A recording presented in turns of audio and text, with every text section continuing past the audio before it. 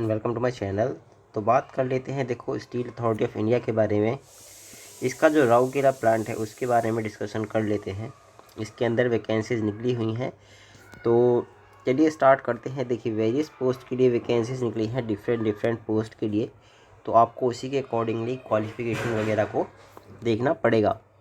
तो देखो पहली जो वैकेंसी है वो है हमारी ऑपरेटर कम टेक्नीशियन बॉयलर डिपार्टमेंट के लिए। ये S3 लेवल की जो वैकेंसी है वो होने वाली है। अब इसके अंदर टोटल 20 वैकेंसीज निकली हुई हैं। सब डिवीज़न मतलब कि जो कैटेगरी वाइज है वो आप यहाँ पर देख सकते हैं। नेक्स्ट जो पोस्ट निकल कर के आती है वो निकल कर के आ रही है ऑपरेटर कम टेक्नीशियन। ये इलेक्ट्रिकल सर्वे के लिए है, सर्वेयर के लिए। ये भी S3 लेवल की जो जॉब है वो होने वाली है। और फॉर माइन ओनली, मतलब माइंस के अंदर ही ये वैकेंसी आपको प्रोवाइड करी जाएगी। केवल और केवल माइंस के अंदर ही आपको इसमें काम करना पड़ेगा। नेक्स्ट जो पोस्ट निकल करके आती है वो निकल करके आ रही है हमारी अटेंडेंट कम टेक्नीशियन ट्रेनिंग की पोस्ट। इसके अंदर जो 80 वैकेंसी हैं वो निकली हैं, 80 पोस्ट हैं टोटल। अब इसमें सब डिपार्टमेंट दिए हुए हैं, जैसे कि इलेक्ट्रीशियन हो गया, फिटर हो गया, इलेक्ट्रॉनिक्स डिपार्टमेंट हो गया, मशीनिस्ट हो गया, डीजल मैकेनिक हो गया, और कोपा वाले मतलब IT का जो होता है वो सब हो गए। और द माइंस ओनली, जहाँ पे आपको केवल माइंस में ही काम करना है वहाँ पर लिखा हुआ है इन्होंने माइंस ओनली। तो ये चीज़ आपको ध्यान रखनी है। तो ये सभी जो डिफरेंट जो वैकेंसीज है डिफरेंट डिपार्टमेंट के अंदर वो हो गई। अब आते हैं हम, देखो candidate selected for the post other than the post excluded from the earmarked for the mines. मतलब कि इसमें लिखा हुआ है कि जहाँ पर मार्किंग करी गई है केवल माइंस के लिए, फॉर द माइंस, उन लोग को छोड़ करके बाकी जितनी भी पोस्ट इसमें दी हुई हैं उन लोग को ऑल ओवर इंडिया कहीं पर भी दिया मतलब भेजा जा सकता है, जहाँ पर भी रिक्वायरमेंट होगी उसके अकॉर्डिंग। यहाँ पर क्लियरली ये चीज़ मेंशन कर दी गई है। तो आपको ये चीज़ ध्यान रखनी है कि जहाँ पर माइंस वर्ड यूज़ करा गया है केवल वही लोगों की जो लोकेशन है वो फिक्स रहेगी राउरकेला में, अदरवाइज और लोगों को कहीं पर भी डिप्लॉय करा जा सकता है according to situation. Reservation and relaxation, मतलब कि जो भी गवर्नमेंट रूल होते हैं, चाहे एज रिलैक्सेशन हो गई, चाहे फीस में रिलैक्सेशन हो गई, तो जो भी गवर्नमेंट वगैरह के रूल होंगे उसके अकॉर्डिंग आपको रिलैक्सेशन मिलेगा। जो भी SC ST कैटेगरी के जो लोग होते हैं, PWDs हो गए, इन सभी को बेस जो एज वगैरह में रिलैक्सेशन वगैरह जो मिलता है वो डेफिनेटली मिलने वाला है। अब आते हैं हम नेक्स्ट पॉइंट जो हमारा है क्या, एजुकेशनल क्वालिफिकेशन जो एलिजिबिलिटी क्राइटेरिया है वो जो आते हैं फर्स्ट, उसमें ऑपरेटर कम टेक्नीशियन किसके लिए, बॉयलर ऑपरेटर के लिए। इसके अंदर हमारे को जो एज मांगी गई है वो मांग ली गई है 18 से 30 साल के बीच में। अब इसके साथ में हमारे पास में क्या होना चाहिए, क्वालिफिकेशन मैट्रिकुलेशन, मतलब कि 10th क्लास होनी चाहिए with 3 years full time diploma in mechanical engineering, electrical engineering, chemical, power plant में होना चाहिए, प्रोडक्शन, इंस्ट्रूमेंटेशन इंजीनियरिंग, या फिर इस सभी में होना चाहिए आपके पास में। और साथ ही में first class boiler attendance certificate भी आपके पास में होना चाहिए। तो ये दोनों ही चीज़ मैंडेटरी है, 10th plus diploma, and then जो बॉयलर अटेंडेंस सर्टिफिकेट है वो आपसे मांग लिया गया है। अब आते हैं हम, हमारी जो नेक्स्ट पोस्ट आती है, नेक्स्ट पोस्ट में क्या चीज़ है, नेक्स्ट है हमारी ऑपरेटर कम टेक्नीशियन जो इलेक्ट्रिकल सर्वेयर है उसके लिए। अब इसके अंदर हमारे लिए एजुकेशन पहले ये बात कर लेते हैं। जो हमारी एज है वो 18 से 28 साल की एज मांगी गई, मतलब कि एज तो मेरे को ठीक ही दिख रही है। किसी में 18 से 30 मांगी गई, किसी में 18 से 28 मांगी गई है, तो एज तो ठीक ठाक है। अब इसके अंदर क्वालिफ़िकेशन क्या मांगी गई है, वही 10th class plus diploma in electrical engineering from a government recognised university. Second चीज़ क्या मांगी गई है, heavy vehicle having valid electrical survey certificate, मतलब कि आपके पास में सर्टिफिकेट होना चाहिए इलेक्ट्रिकल सर्वे सर्टिफिकेट माइनिंग में of the compulsory to work in the mines. मतलब कि आप ये कोई डिप्लोमा मतलब कि कोई कोर्स होता होगा उसका सर्टिफिकेट आपको चाहिए होगा माइंस में काम करने का। तो ये चीज़ आपके लिए मैंडेटरी मांगी गई है। एक और चीज़ इसमें मांग ली गई है, minimum 1 year post qualification experience, मतलब कि आपने जब अपनी एजुकेशन कंप्लीट करी, डिप्लोमा कंप्लीट कर लिया है, उसके बाद में आपके पास में 1 साल का एक्सपीरियंस होना मैंडेटरी मांग लिया गया है इसके अंदर।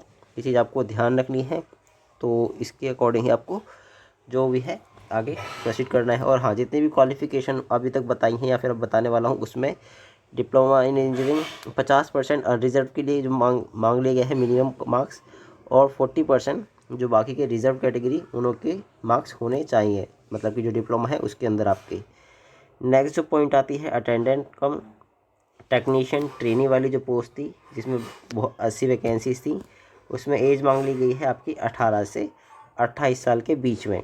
साथ ही में मैट्रिकुलेशन होनी चाहिए विद ITI फुल टाइम, मतलब आपकी ITI फुल टाइम होनी चाहिए इन द रिलेवेंट ट्रेड, मतलब कि जो भी ट्रेड उसमें लिखी हुई थी उन सभी के अंदर आपकी होनी चाहिए, जैसे कि इलेक्ट्रीशियन हो गया, फिटर हो गया, इलेक्ट्रॉनिक्स हो गया, मशीनिस्ट हो गया, डीजल मैकेनिक हो गया, कंप्यूटर ऑपरेटर हो गया, प्रोग्रामर हो गया, ये सब भी आपकी या फिर information technology from a recognise government university, तो वो इंस्टीट्यूट, तो ये सब भी आपकी एजुकेशन एंड क्वालिफिकेशन मांग ली गई हैं। तो इस चीज़ का आपको ध्यान रखना है, जो भी आप, अगर आप एलिजिबल है तभी आप अप्लाई करिएगा, अदरवाइज अप्लाई करने की ज़रूरत नहीं है। Candidate having not required candidate having have not acquired the prescribed qualification experience etc as mentioned in the above of the performer closing date, इसके लिए आपकी जो डेट रखी गई है, जो भी आपसे क्वालिफिकेशन एजुकेशन क्वालिफिकेशन मांगी गई है, ये आपकी 16 दिसंबर 2023 से पहले पहले कंप्लीट हो जानी चाहिए। इसके बाद में अगर आपकी कंप्लीट हो रही है तो आप एलिजिबल नहीं हो, ये चीज़ इसमें मेंशन कर दी गई है। अब आते हैं नेक्स्ट पॉइंट के ऊपर, अदर बेनिफिट, ये चीज़ तो हाँ, फिज़िकल स्टैंडर्ड ये आपको दे दिया गया है। फिज़िकल स्टैंडर्ड आपके क्या क्या चेक करे जाएंगे जब आप क्वालिफाई कर जाओगे, तो ये आपके फिज़िकल स्टैंडर्ड होने वाले हैं। तो ये चीज़ आपको देख लेनी है अपने आप कि आपकी जो हाइट वेट वगैरह है वो कितने होने चाहिए, और जो आपका जो रिवीजन टेस्ट होगा वो सभी इसमें दे दी गई है 612 वगैरह, तो ये चीज़ आपको ध्यान रखनी है। अब आते हैं हम एप्लीकेशन एंड द फीस पे। देखो, जो एप्लीकेशन है वो तो आपकी ऑनलाइन ही भरी जाएगी। अब फ़ीस की बात करें तो जो पोस्ट हैं हमारी, उनों के लिए ऑपरेटर कम टेक्नीशियन जो है और अटेंडेंट कम टेक्नीशियन जो है, इनों के अलग अलग फ़ीस है। ऑपरेटर कम टेक्नीशियन के लिए जो S3 लेवल की पोस्ट है, उसके अंदर जो जनरल कैटेगरी के लोग हैं, OBC है या फिर EWS है, उन लोगों को 500 रुपये फ़ीस पे करनी है। वहीं जो अदर हैं, इनों के अलावा जितने भी लोग हैं, उन लोगों को 150 रुपीज़ फ़ीस पे करनी है। वहीं बात करें अटेंडेंट कम टेक्नीशियन की, तो उन लोगों को 300 रुपये फ़ीस पे करनी है, और जो बाकी के लोग हैं उन लोगों को 100 रुपीज़ पे करनी है, और ये नॉन रिफंडेबल रहने वाली है। अभी आपको नेट बैंकिंग, डेबिट का क्रेडिट कार्ड, ATM कार्ड, मतलब डेबिट कार्ड जो होता है, इनके थ्रू आप पे कर पाएंगे। वो भी आपको पता ही है कि ऑनलाइन ही करना है। टेस्ट सेंटर, ये डिफरेंट सिटी में आपको टेस्ट सेंटर मिलने वाले हैं, तो आपको ऑप्शन मिलेगा, वहाँ पर आप फिल कर पाएंगे। हाउ टू अप्लाई, आपको ये लिंक पे जाना है, यानी कि जो साइट दी हुई है ये वाली, इस साइट के ऊपर जाना है, और वहाँ पर ऑप्शन आपको मिल जाएगा। वहाँ पर जाने के बाद में आपको ऑनलाइन ही अप्लाई करना है, किसी और मेथड के थ्रू आप अप्लाई करेंगे तो वो चीज़ एलिजिबल नहीं मानी जाएगी और आपका फॉर्म एक्सेप्ट नहीं करा जाएगा। तो इस चीज़ का आपको ध्यान रखना है। सिर्फ और सिर्फ ऑनलाइन जो मोड है उसी के थ्रू आपको अप्लाई करना है। The process submission of the application form, submit the application only through the SAIL website. देखो लिखा हुआ है यहाँ पर, सेल की वेबसाइट के थ्रू ही आपको अप्लाई करना है, केवल और केवल। रीड द एडवर्टाइजमेंट, आपको रीड कर लेना है, गो थ्रू द, ये सब चीज़ें वही लिखी हुई हैं। इसमें यहाँ पे लिखा है कि आपको न्यू यूज़र पे जाना है, उसके बाद में रजिस्टर करना है, आपको OTP वगैरह आएगा, वो डाल के आपको अपना रजिस्ट्रेशन कंप्लीट करना है। उसके बाद में आपको लॉगिन करके फिर अपनी जो एप्लीकेशन है उसको कंप्लीट कर देना है। आफ्टर द सक्सेसफुल एप्लीकेशन, देखो ये लिखी हुई है यहाँ पर कि जब आप अपना फॉर्म भर दोगे, उसके बाद में आपको जो उसका प्रिंट आउट है, मतलब जो फॉर्म फिल हो जाएगा उसका एक प्रिंट आउट अपने पास में रख लेना है फॉर द फ्यूचर पर्पस, ताकि आपको वो फ्यूचर में उसकी जब ज़रूरत पड़ेगी तो आपको इधर उधर ना ढूंढना पड़े। हो सकता है कि वो आपको बाद में डाउनलोड का ऑप्शन भी ना मिले, तो इस चीज़ की वजह से आपको पहले ही डाउनलोड करके रख लेना है उस फॉर्म को। ये चीज़ इन्होंने क्लियरली मेंशन कर दी है यहाँ पर। अब आते हैं जो नेक्स्ट पॉइंट होने वाला है, जनरल इंस्ट्रक्शन हो गई, इम्पोर्टेंट कैटेगरी सब ऐसी हैं। जनरल इंस्ट्रक्शन में वही है कि आप इंडिया या फिर नेपाल भूटान के नागरिक होने चाहिए हो, आपको सही सही इन्फॉर्मेशन फिल करनी है, कोई भी गलत इन्फॉर्मेशन इसके अंदर नहीं डालनी। At the time of the application candidate should keep in the mind हाँ CBT आपका होने वाला है, कंप्यूटर बेस्ड एग्जामिनेशन आपका होने वाला है। Skill test of the more than 1 post discipline में कौन से आपको एक ही पोस्ट के लिए अप्लाई करना है, केवल आपको मल्टीपल पोस्ट के लिए अप्लाई नहीं करना है। ये भी चीज़ इन्होंने यहाँ पे बोल दी है। अब यहाँ पर लिखा हुआ जो ट्रैवलिंग अलाउंसेज होते हैं ना, तो ये आपको नहीं दिए जाएंगे। केवल और केवल जो अदर डिपार्टमेंट के जो आउट स्टेशन डिपार्टमेंटल जो होते हैं, मतलब कि जो ऑलरेडी सेल में काम कर रहे हैं लेकिन जो स्टेट है उसके बाहर हैं, जहाँ पर एग्ज़ाम उन लोग को होने वाला है, सिर्फ और सिर्फ उन लोग को ही ट्रैवलिंग अलाउंसेज ये देने वाले हैं एग्ज़ाम देने के लिए। अदरवाइज़ और किसी को यहाँ पर ऐसा कोई भी ट्रैवलिंग अलाउंस नहीं मिलने वाला है, मतलब कि जो एग्ज़ाम देने जाते हैं उसको पैसे वापस नहीं मिलेंगे। तो ये चीज़ आपको ध्यान रखनी है। सिर्फ और सिर्फ जो डिपार्टमेंटल एम्प्लॉयज़ हैं उन को ही ये लोग पैसे देने वाले हैं, रिम्बर्स करेंगे।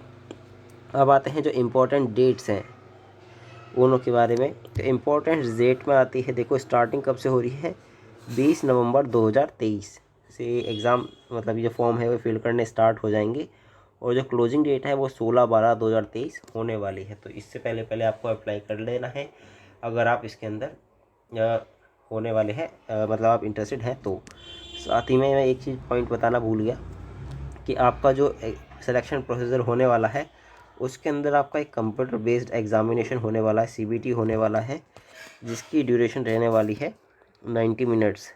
तो उसके अकॉर्डिंग आपको अपना जो प्लान है वो करना है। साथ ही में आपको एक और चीज़ ध्यान रखनी है कि उसके बाद में जो लोग एग्ज़ामिनेशन को क्वालिफाई कर जाएंगे उन लोग को उसके बाद में एक स्किल टेस्ट भी देना पड़ेगा। स्किल टेस्ट या फिर आपका जो भी होने वाला है, जो स्किल टेस्ट या फिर ट्रेड टेस्ट जो आपका होने वाला है वो आपको देना पड़ेगा। देखो यहाँ पर लिखा हुआ है, candidate will be allowed to appear CBT, मतलब कि जो एग्ज़ामिनेशन होने वाला है और उसके बाद में जो स्किल टेस्ट होने वाला है उसमें तभी अपीयर कर पाएंगे जब उन लोग के पास में एक वैलिड एडमिट कार्ड होगा। मतलब कि आपको एडमिट कार्ड, ऑब्वियस सी बात है, एडमिट कार्ड मिलेगा तभी आप इसमें अप्लाई कर पाएंगे, वो कोई डाउट वाली बात नहीं है। उसके बाद में उसके अलावा मैंने आपको बता ही दिया है कि आपका CBT होने वाला है, कंप्यूटर बेस्ड एग्जामिनेशन होने वाला है, और उसमें आपका जो एजुकेशन क्वालिफिकेशन होगी मतलब उसी के अकॉर्डिंग पेपर आने वाला है। और साथ ही में उसके बाद में आपका एक स्किल टेस्ट भी होगा। तो मैंने सभी चीज़ ऑलमोस्ट कंप्लीट कर दी हैं इसके अंदर। बाकी इसी तरह की वीडियोस के लिए चैनल को सब्सक्राइब करना भूलें। अगर वीडियो थोड़ी सी भी इन्फॉर्मेटिव लगी है तो इसे एक लाइक देना ना भूलें, ताकि हमारा चैनल ग्रो होने में थोड़ा हेल्प मिल सके। तो मिलते हैं नेक्स्ट वीडियो में, तब तक के लिए थैंक यू वेरी मच।